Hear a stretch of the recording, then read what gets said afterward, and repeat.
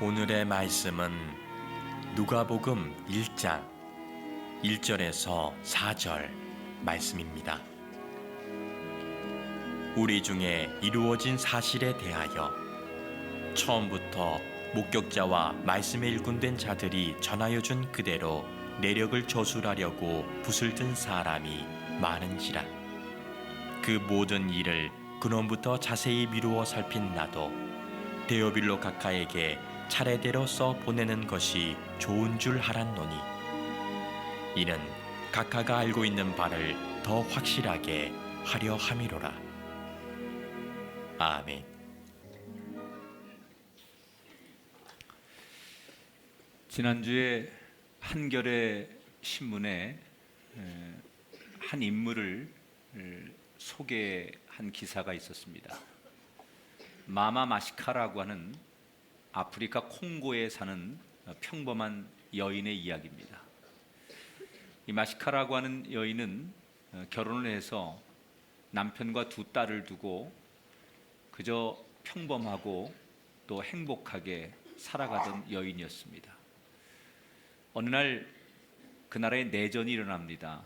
그러면서 혼란에 빠지게 되고 남편이 사망을 하게 됩니다. 그리고 자신과 9살, 13살 먹은 두 딸이 성폭행을 당하게 되고 어린 두 딸이 임신을 하게 됩니다. 시댁에서 부정한 여인들이라고 남편 없고 아빠 없는 세 모녀를 내쫓았습니다. 길거리로 나앉게 된 이 마마 마시카는 절망하지만 이대로 포기할 수 없어 그런 여러 가지 노력 끝에 자립을 하게 됩니다. 그리고는 얼마 지나지 않아서 자신처럼 성폭력과 전쟁 피해로 가슴 아파하고 오갈 데 없는 사람들을 위해서 그가 집 하나를 짓게 됩니다. 그리고 그의 집의 이름을 경청의 집이라고 붙입니다. 자신처럼 한 많고 절망하고 가슴속에 묻어둔 이야기가 많은 사람들이 와서 자신의 삶을 누군가에게 이야기할 수 있는 피난처, 그의 집의 건물 이름을 경청의 집이라고 짓습니다. 그 뒤에도 여러 가지 사건들이 있었습니다. 그런 그녀에게, 힘없는 그녀에게 군인들이 와서 또 성폭행을 하기도 하고 많은 피해와 어려움을 이 마시카가 당하게 됩니다. 그러나 그는 희망의 끈을 놓지 않고 그 나라의 성폭력의 피해로 태어난 18명의 아이들을 찾아서 그 아이들을 자신의 아이들로 입양을 시킵니다. 그런 그녀의 헌신적인 노력과 사랑이 알려지면서 2010년에는 국제 엠네스티에서 지네타 세이건 상을 수여하게 되었고, 2012년도에는 한국의 위안부 할머니들이 만든 나비 기금의 첫 대상자가 되기도 한 사람입니다. 놀랍고 아주 강인한 여자였습니다. 하지만 불행히도 그녀가 벌인 일들을 다 마무리하지 못하고 얼마 전에 49살의 나이에 세상을 떠나게 되었습니다. 슬프지만 마음 한 구석에 이런 사람이 이 지구촌에 살고 있다는 것에 우리는 또한 용기를 갖습니다. 비록 마시카는 죽었지만 그녀가 남긴 그 삶의 숭고함은 이 땅의 많은 사람들에게 또 다른 도전과 희망을 안겨주고 있습니다. 저와 여러분은 세상에서 오늘도 많은 소식들을 듣습니다.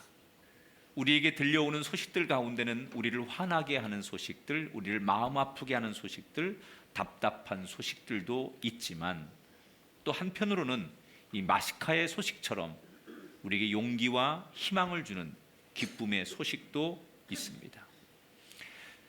저와 여러분이 이 한 세상을 사는 동안 누군가에게 기쁨의 소식을 전하고 소망의 소식을 전할 수 있는 그런 사람이 되기를 주의 이름으로 축복합니다. 오늘은 누가복음을 여는 첫 번째 시간입니다. 누가복음을 묵상하고 어떤 설교를 나눌까 생각해 보니까 한 1년 정도는 누가복음을 가지고 설교해야 될 것 같아서 대략 한 1년 동안 여러분과 함께 누가복음의 말씀을 나누게 될 텐데, 오늘 그 첫 번째 시간으로 이 누가복음은 왜 기록되었으며 무슨 목적으로 기록되었는지를 오늘 말씀의 서론으로 함께 나눠보려고 합니다. 누가복음이라고 하는 이 복음서는 누가라고 하는 사도가 쓴 복음서, 그래서 누가복음입니다. 누가는 의사였지요. 사도 바울과 함께 사역했던 사도였고, 누가복음 외에도 사도행전을 기록한 두 권의 신약 성경의 책을 남긴 사람이 누가입니다. 이 책을 통해 누가는 예수님이 누구신지, 하나님의 사랑이 얼마나 크고 위대한지를 이 땅의 모든 사람들에게 알려주기를 원했습니다. 이 누가복음이 다른 복음서와 다르게 특별한 게 한 가지 있습니다. 마태복음이나 마가복음 같은 이야기는 똑같은 예수님의 생애를 다루고 있는데, 주로 교회 공동체의 많은 사람들에게 읽힐 목적으로 이 성경이 쓰여졌다면, 누가복음은 많은 사람들에게 소개하려고 쓰여진 책이 아니라 오직 한 사람 때문에 이 책이 쓰여지게 됩니다. 그러니까 그게 누가복음이 다른 복음서와 다른 거예요. 그 한 사람이 누구냐? 오늘 본문 3절에 보니까 나도 데오빌로 각하에게 차례대로 써보는 것이 좋은 줄 알았노니라고 말합니다. 그 한 사람이 누구예요? 데오빌로라고 하는 사람을 위해서 누가가 이 성경을 기록했다는 거예요. 이렇게 누가복음은요, 한 영혼을 진심으로 사랑하는 마음이 담겨져 있는 책이에요. 지금은 성경이 되어서 우리 모든 사람에게 읽혀지고 있지만, 원래 목적은 데오빌로라고 하는 한 사람을 위해서, 그 사람을 양육하고 그 사람을 배려하기 위해서 저술한 책이라는 거예요. 여러분, 이게 진짜 사랑이에요. 현대인들은 숫자 노름에 놀아나느라고 100개가 있으면 하나를 소홀히 여겨요. 그래서 한 영혼에 대해서, 한 명의 가치에 대해서 진실된 사랑을 나누지 않아요. 누가복음은 그런 현대인들에게 진짜 사랑이 무엇이냐, 그 한 사람을 향한 깊은 사랑, 포기하지 않는 사랑, 그런 것을 이 복음을 통하여 우리에게 소개하고 있어요. 시작은 한 사람에게 전달된 사랑에서 시작된 거지만, 그것이 결국 온 인류에게 사랑을 받는 말씀이 되었다는 거예요.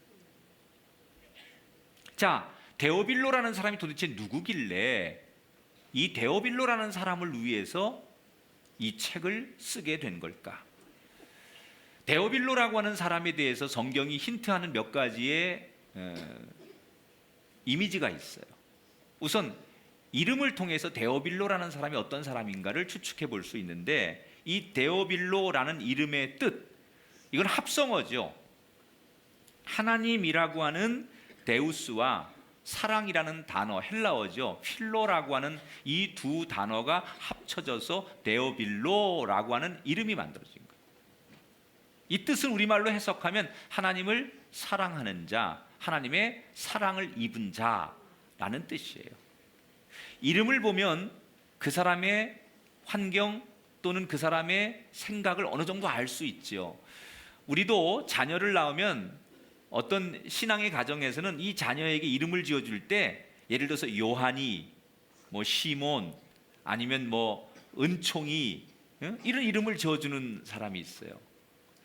성경의 이름을 그 자녀의 이름에게 주는 것은, 그것은 뭘 암시하느냐, 그 가정의 배경이 종교적 배경이 있는 사람들이다. 이 자녀가 신앙과 떨어질 수 없는 자녀라는 것을 암시하는 거예요. 그 이름만 봐도. 그러니까 데오빌로라고 하는 이름만 딱 들어보면 이 사람이 어떤 사람이에요? 예수님에 대해서 관심이 있는 사람, 하나님을 믿는 사람이었다는 얘기죠. 오늘 본문 2절에 보니까 그대로 내력을 저술하려고 붓을 든 사람이 많은지라 그 모든 일을 근원부터 자세히 미루어 살핀 나도 데오빌로 각하에게 차례대로 써보는 것이 좋을 줄 알았노니 그랬습니다. 예수님에 대해서 관심이 있는 이 데오빌로라는 사람이 관심이 있으니까 여러 사람들이 쓴 글을 읽게 되었어요.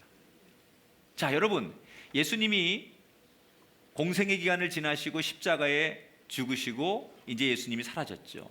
그리고 그 예수님을 같이 목격했던 많은 사람들, 예수님을 경험했던 사람들은 예수님을 직접 만나고 예수님이 하신 일을 직접 보고 같이 식사하고 예수님의 죽음과 부활을 목격한 사람들은 더 이상 예수님에 대해서 말할 게 없죠. 자기가 본 대로 믿으면 되니까, 체험한 대로 믿으면 되니까. 그런데 문제는 그 사람들이, 예수님과 한 시대를 살았던 사람들이 죽고 나서 시간이 지나니까 예수님에 대해서 말로만 전승이 되는 거예요. 야, 예수님이 이런 일을 했는데 우리 아버지가 예수님과 함께 이랬는데 이랬대 라고 말로만 전달이 되다 보니까 말이라는 게 오류가 생기죠. 보태지기도 하고 빼지기도 하고. 그래서 정확하게 예수님에 대해서 글로 남겨서 예수님의 생애를 정확하게 사람들에게 소개해야 되겠다. 그래서 여러 사람들이 시간이 지나면서 예수님의 이야기를 글로 쓰기 시작한 거예요.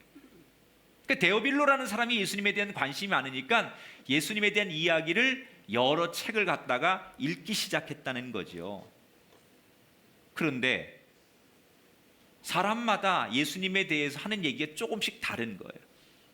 어떤 사람은 예수님에 대해서 이렇게 얘기하고 어떤 사람은 예수님에 대해서 이렇게 얘기하고 전혀 사실이 아닌 것을 얘기하는 사람들도 있더라는 거죠. 그런 얘기를 들으면서 이 데오빌로가 혼란이 생기기 시작했어요. 그러니까 아마도 이 데오빌로는 이제 막 예수를 믿기 시작한, 지금으로 말하면 초신자 같은 사람이었다라고 해석하면 될 것 같아요. 믿음의 뿌리가 없어요. 그래서 말씀에 대한 확신이 아직은 없는데 예수님에 대한 관심이 있어가지고 예수님 공부를 하다 보니까 여기저기서 하는 얘기 때문에 예수님에 대해서 혼란이 생겼어요. 그런 사람을 위해서 쓴 책이 누가복음이에요.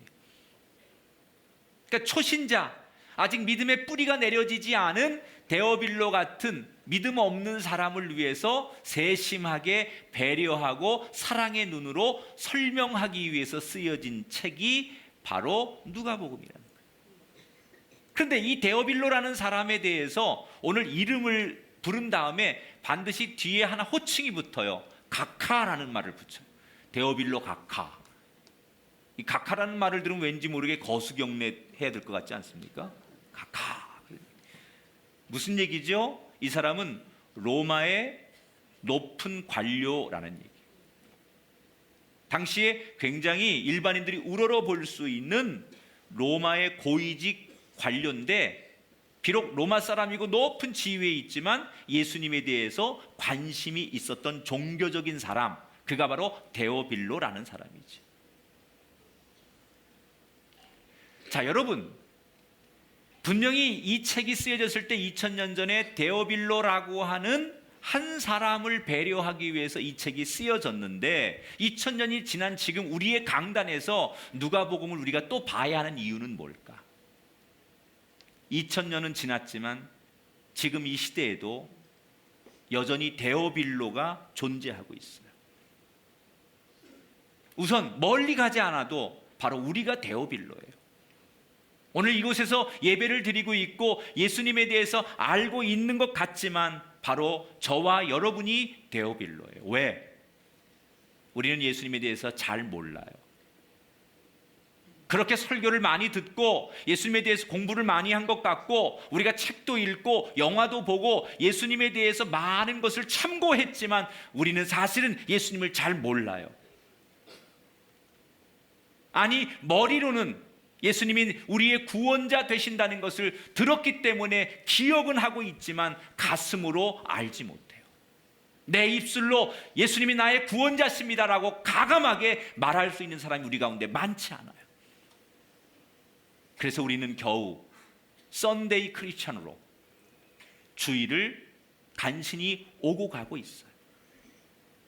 만약에 우리가 정말로 가슴으로 주님을 만났다면, 예수님이 나의 구원자시고 내가 예수님에 대해서 정확히 안다면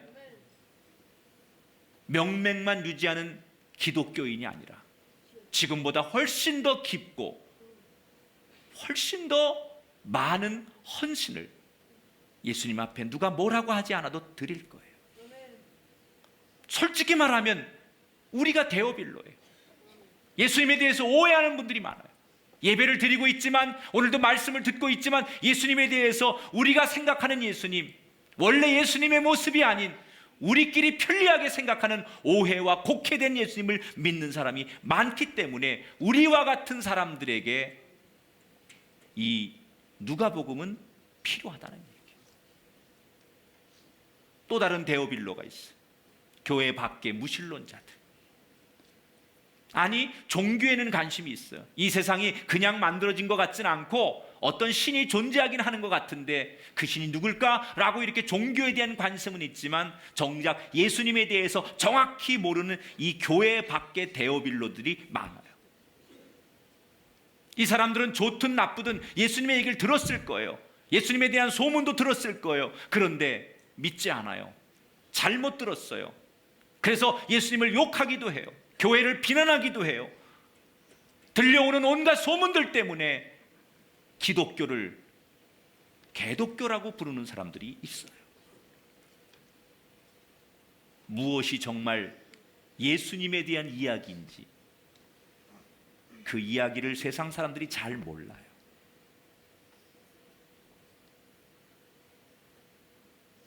교회 안에도 데오빌로가 있다면 교회 밖에도 데오빌로가 있는데 문제는 이런 데오빌로에게 누가가 필요하다는 거예요. 예수님에 대해서 제대로 모르고 꼭 가르쳐줘야 할 그 데오빌로에게 누군가는 누가가 되어서 진짜 예수님을 바르게 전해야 하는 사람이 있는데 그 사람이 누구냐는 거예요. 목사만 하는 게 아니에요. 바로 여러분이 누가가 되셔서 여러분 자녀에게 진짜 복음을 전하시고 여러분 배우자에게 바른 예수님을 전하고 여러분이 만나는 그 아주 사랑하고 소중한 사람들에게 여러분이 누가가 되셔서 그들이 잘못 알고 있는 예수를 정확하게 전하는 이 시대의 누가가 되시기를 주의 이름으로 축원합니다. 그러면 우리가 누가가 되려면 어떻게 해야 될까? 자, 누가는 당시에 의사였던 이 누가가 사도 바울과 함께 사역하면서 이 복음서를 썼는데 이걸 그냥 자기가 지어낸 게 아니에요.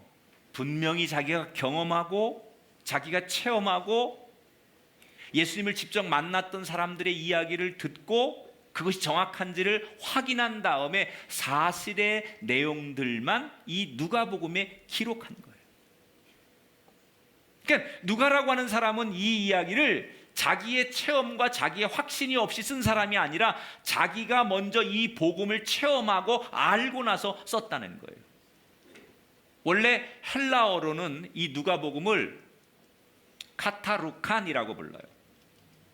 이것은 누가에 따른 이란 말이고 영어에서는 누가에 따른 복음이라고 써요.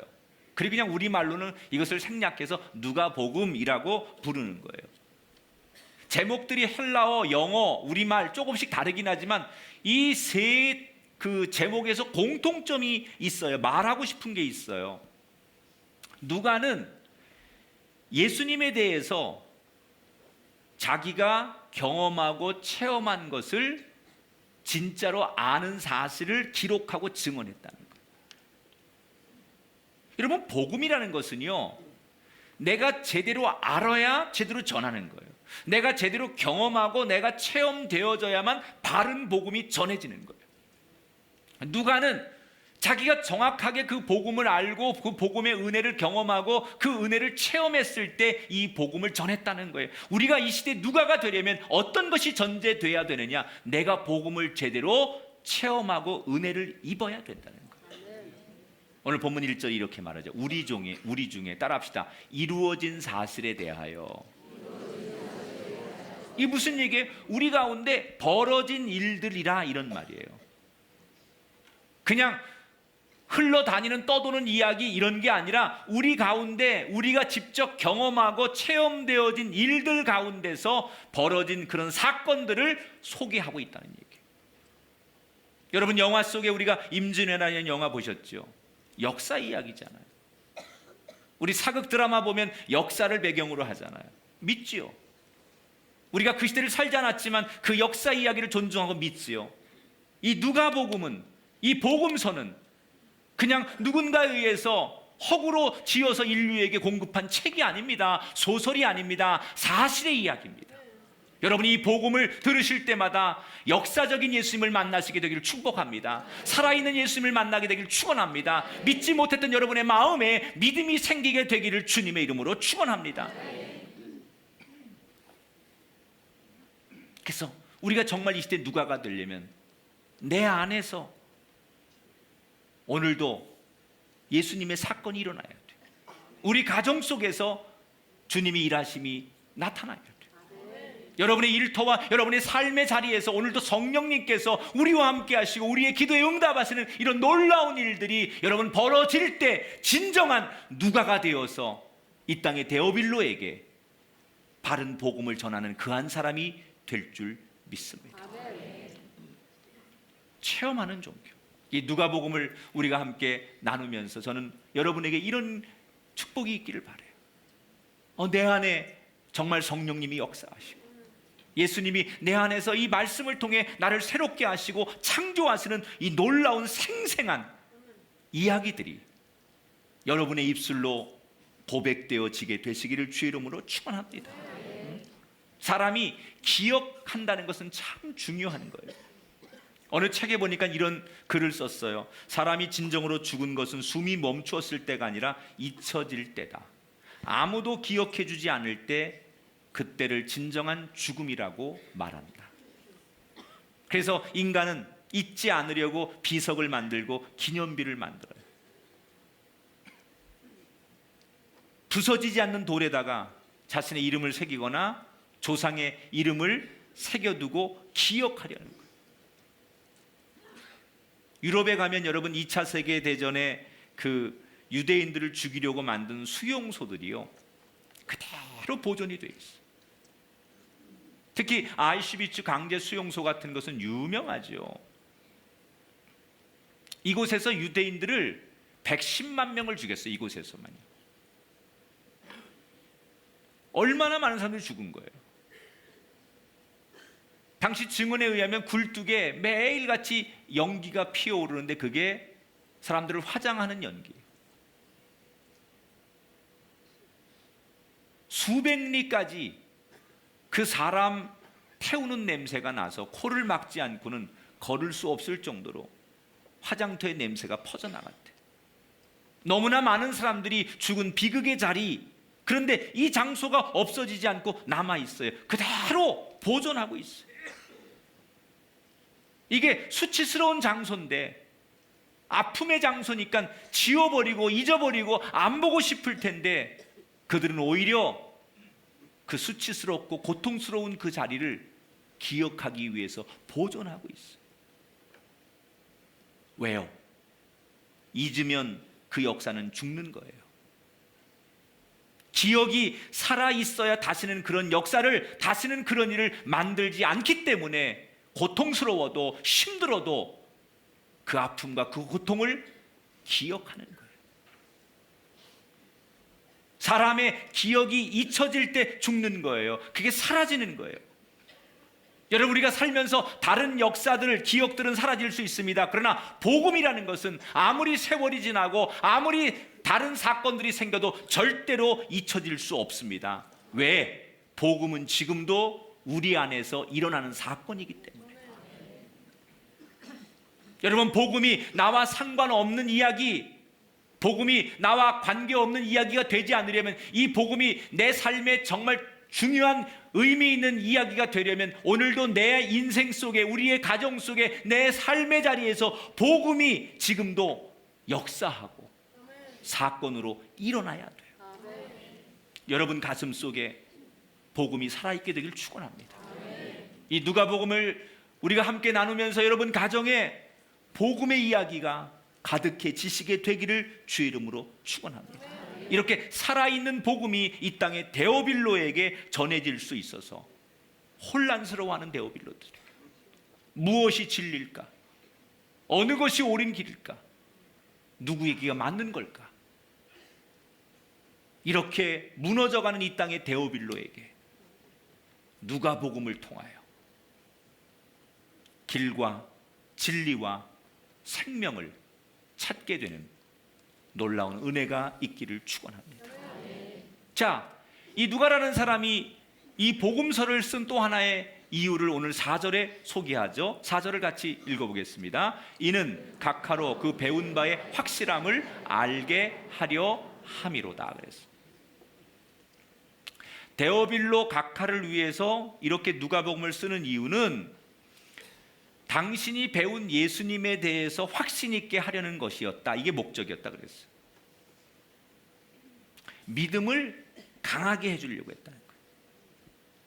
자, 이 누가복음이 저술될 당시에, 이 당시에 사회적으로 종교적으로 골머리를 앓았던 것 중에 하나가 이단들이 굉장히 많았어요. 소위 영지주의 그렇게 얘기를 하는데, 예수님이 이제 돌아가시고 나서 시간이 점점 지나니까 사람들이, 예수님을 직접 경험한 사람들이 하나 둘씩 없어지니까, 마치 우리 위안부 할머니들이 한 분 두 분 돌아가시면서 그 생생한 증언들이 옅어지게 되잖아요.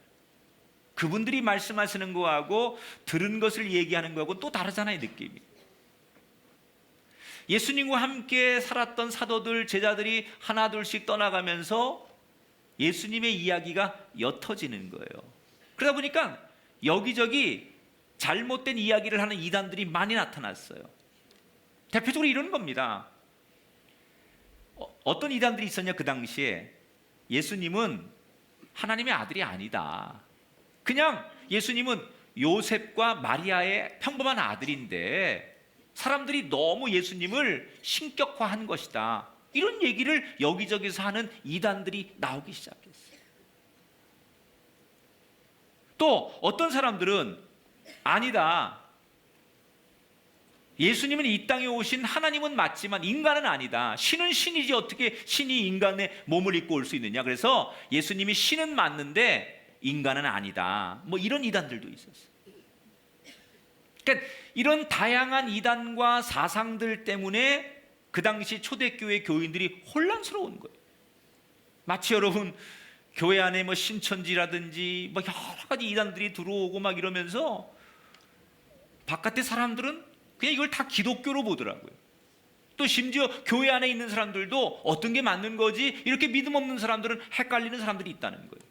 그 당시에 많은 초대교회 교인들이 이런 영지주의 이단들의 사상들 때문에 뭐가 맞는 거야, 어떤 게 진짜야, 이렇게 혼란에 빠져서 힘들어하는 사람들이 많았다는 거예요. 특히 로마 사람들이 복음을 받아들이고 유대인들이 아닌, 예루살렘이 아닌 저 지방의 소아시아에 있는 사람들이 이런 혼란을 더 많이 겪었어요. 왜냐하면 이 유대인들은 구약의 말씀에 의하면 선민사상, 하나님이 이스라엘 민족만 선택해서 사랑하시는 민족이라고 생각하고 있었어요. 그 선민사상이 너무 강한 유대민족이 예수님도 자기들만 위해 오신 예수님, 자기들의 구원자라고만 생각하는 거예요.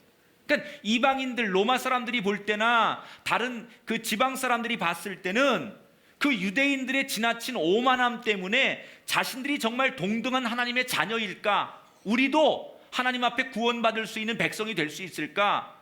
유대인들의 말에 의하면 자기들이 아닌 거거든요. 저 유대인들보다 우리가 훨씬 못한 사람들은 아닌가? 이런 자존감의 문제. 그래서 혼란이 막 생기는 거예요. 그런 사람들에게 이 누가복음은 아니다.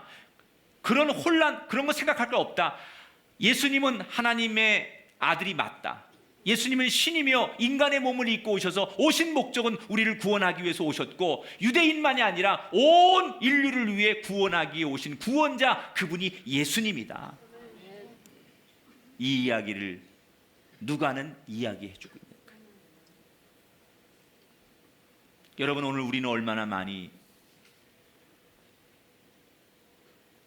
진리를 부정하고 사는지 몰라요.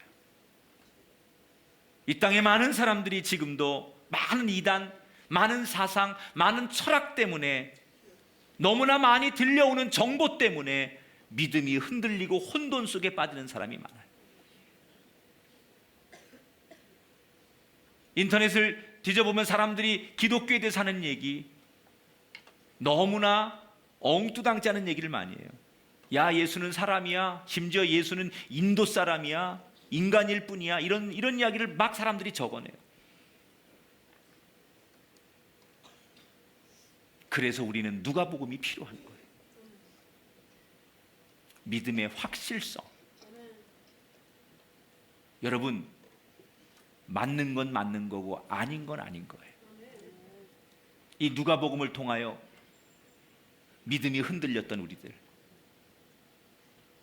그 믿음 안에 거하지 못했던 우리의 인생들이 이 믿음 안에 거해지는 축복이 있게 되길 축원합니다. 디모데후서에서 우리에게 이렇게 말하죠. 그러나 너는 배우고 확신한 일에 거하라. 너는 내가 누구에게 배운 것을 알며 그랬어. 여러분이 누가복음을 통해 여러분에게 믿음의 확신이 생기고 구원의 확신이 생기길 주의 이름으로 축원합니다. 다른 것이 아니에요. 그냥 우리가 사상이나 어떤 논리의 이야기가 아니라 말씀으로 돌아와서 그 말씀을 열고 말씀을 읽고 말씀을 보면서 더욱더 그렇구나, 나의 구주는 예수님이시고 우리의 길과 진리와 생명 되실 수 있는 분은 예수님이구나, 더 확신에 거하는 시간이 될 수 있기를 주의 이름으로 축원합니다. 오늘은 이렇게 말씀을 마칠게요. 누가복음은 한 사람, 데오빌로라고 하는 초신자를 위해서 쓰여졌대요.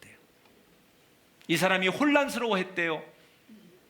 어떻게 누구 말이 맞는 거지? 라고 혼란스러워하는 초신자 데오빌로를 위해서, 그를 양육하기 위해서, 제대로 가르쳐주기 위해서, 있는 그대로 사실적인 이야기를 하기 위해서 누가가 이 말씀을 썼대요. 이제 다음 주부터는 예수님이 탄생하신 이야기부터 예수님이 죽음의 이야기까지 부활까지의 모든 과정을 다룰 텐데, 제가 누가복음을 미리 묵상하면서 저는 이 누가복음을 통해서 하나님의 다정한 음성을 우리가 들을 수 있을 것 같아요. 때로는 실망하고 낙심한 우리에게 다가오셔서 믿음 없는 사람들, 약한 사람들을 다독이시는 너그러운 하나님을 발견하게 될 것이다. 그런 꿈을 꾸십시오. 누군가의 위로가 필요하십니까? 이 복음을 통해 여러분을 다독이고 사랑의 음성으로 여러분을 위로하는 그 하나님을 만나시게 되기를 주의 이름으로 축원합니다. 그리고 이 말씀이 맞춰질 때 우리에게 한 가지의 비전이 생겨야 돼요. 내가 누가가 되겠습니다.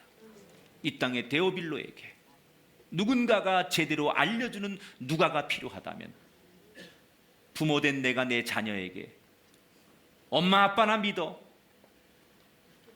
요즘 누가 예수 믿어? 누가 교회 다녀? 이렇게 잘못 알고 있는 이 땅의 젊은이들에게, 내 자녀들에게, 내 형제 자매에게, 내 부모에게, 여러분이 사랑하는 그 사람들에게 진짜 제대로 된 복음을 전하기 위해서 내가 누가가 돼야 되겠구나, 이런 꿈을 꾸시고 이런 도전이 생기고 이런 미래를 향하여 함께 걸어갈 수 있는 누가가 이 제단에서 많이 나오게 되길 바라고, 지금 이 말씀을 어떤 매체를 통해 받아보고 계신 분이 계시다면 당신의 삶에도 이런 기적이 일어나게 되기를 주님의 이름으로 축원합니다.